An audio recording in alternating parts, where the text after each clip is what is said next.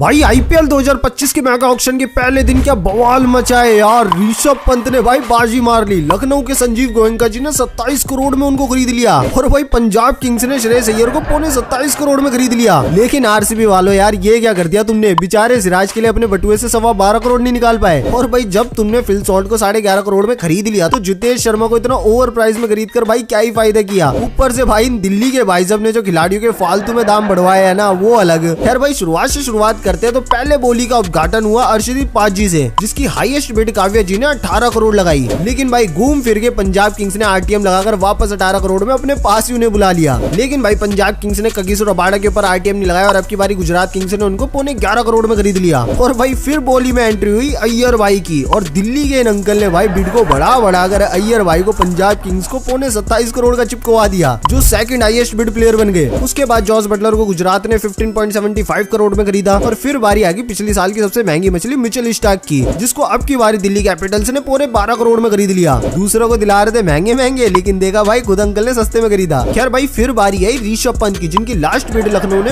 21 करोड़ लगाई। और भाई दिल्ली कैपिटल्स ने आरटीएम लगाकर उनको वापस भी लाना चाहा, मगर भाई लखनऊ के ऑनर संजीव गोयनका जी ने प्राइस सीधा 27 करोड़ कर दिया। और भाई फिर इन दिल्ली के अंकल जी ने साफ मना कर दिया। और इसी तरह से भाई ऋषभ पंत बन गया आईपीएल की हिस्ट्री में सबसे महंगे बिकने वाले प्लेयर। अब दूसरे सेट की शुरुआत हुई तो शामी भाई को खरीदा एसआरएच ने 10 करोड़ में, डेविड मिलर को लखनऊ ने 7.5 करोड़ में और यूजी भाई को पंजाब किंग्स ने 18 करोड़ में। इसी के साथ यूजी भाई भी बन गया आईपीएल के सबसे महंगे बिकने वाले स्पिनर। लेकिन भाई दिल तो मेरा तब टूटा जब बारी आई अपनी डीएसपी सिराज की। लगा गुजरात ने आखिरी बिड 12.25 करोड़ लगाई है। आरसीबी मियां भाई के लिए इतना तो खर्च कर ही सकती है, लेकिन आरसीबी की मैनेजमेंट ने तो भाई साफ मना कर दिया और डीएसपी सिराज अब की बारी गुजरात के पास चले गए। मगर भाई आरसीबी ने लियम लिविंगस्टन के ऊपर 9.25 करोड़ खर्च कर दिए। और फिर राहुल भाई की बारी आई तो उनको 14 करोड़ में दिल्ली कैपिटल वालों ने खरीद लिया। अब तीसरे सेट की शुरुआत हुई तो 6.25 करोड़ में हैरी ब्रुक्स दिल्ली कैपिटल्स में, फिर 6.25 करोड़ के अंदर डेवन कॉन में वापस चेन्नई में चले गए। साथ में चेन्नई ने राहुल त्रिपाठी को 3.4 करोड़ में खरीद लिया और 9 करोड़ के अंदर जैक फ्रेजर आरटीएम के साथ वापस दिल्ली में चले गए। अब सेट नंबर 4 की शुरुआत हुई तो 8 करोड़ के अंदर हर्षल पटेल हैदराबाद में, 4 करोड़ में सचिन रविंद्र वापस चेन्नई में और उनके साथ 10.25 करोड़ के अंदर अश्विन रैना की भी चेन्नई में एंट्री हो गई। और फिर भाई केकेआर ने वेंकटेश अय्यर के लिए 24 करोड़ की बिड लगा दी।